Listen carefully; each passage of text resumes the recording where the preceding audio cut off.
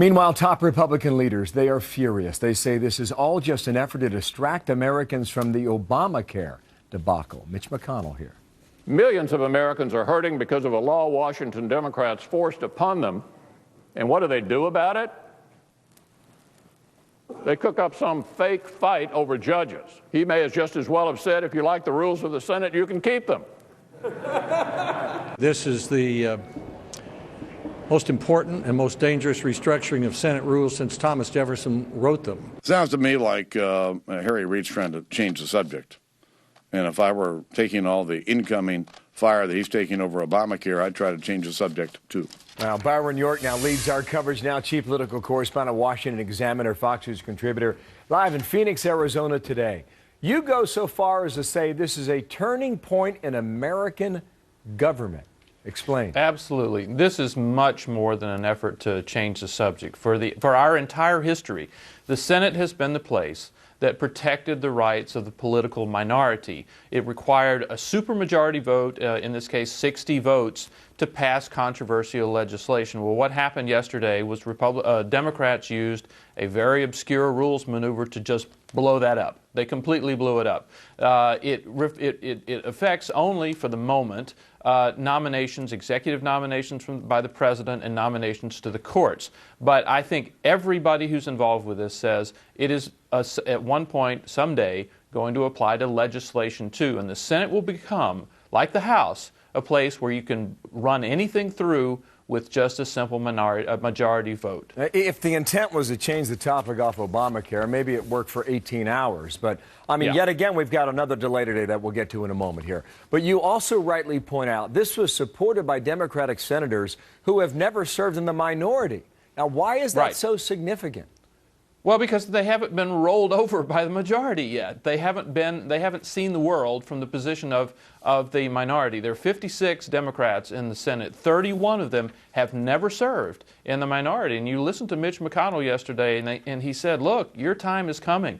The Senate power has changed hands. It changed in 2007, changed in 2002, changed in the 1990s, 94. It has changed a lot of times. Things go around and come around in the Senate. And if there's no protection for the minority to be able to stop legislation that's really important to them, everything changes. One more significant point, Byron, did not mean to interrupt you there, but the ramifications are at the judicial level now. The appellate level in Washington, D.C., arguably is the second most powerful court in the country, is it not?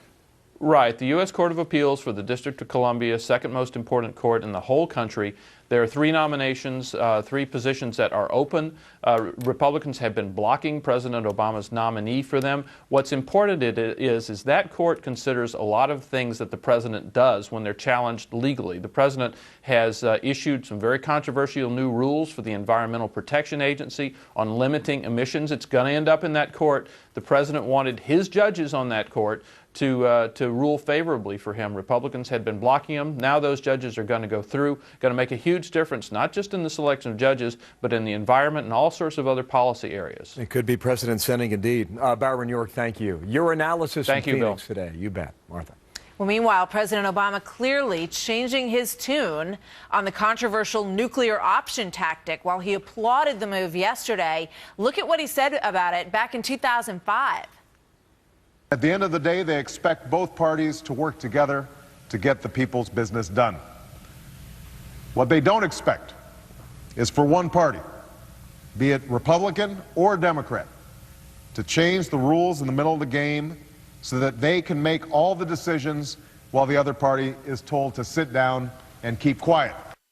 Wow, that's interesting, right? Doesn't stop there. Vice President Joe Biden, Senator Harry Reid, all slammed the move when the shoe was on the other foot. So is this the height of hypocrisy? Bob Beckel and Andrea Tantaros back together again from the 5, of course, are here on America's Newsroom. They're going to debate that. Yeah, we're looking forward to seeing both of them. Mitch McConnell taking it a step further, saying not only is this a bad idea, but Democrats again will live to regret it. What do you think? Will Democrats regret this move? Does it change the way Washington governs itself? Send a tweet at Bill Hemmer. and at Martha McCallum. That's our Twitter question of the hour today, and we'll read a few a bit later today. As Byron said, I mean, it basically becomes an arm like the House. You know, if you can pass it on a simple majority, it changes the dynamic dramatically. And I think he makes a great point in saying that this is not just about a diversionary tactic from Obamacare. It's a really deep-seated change that we're going to live with the ramifications of for some time. So. That's right. More on that in a moment. Also.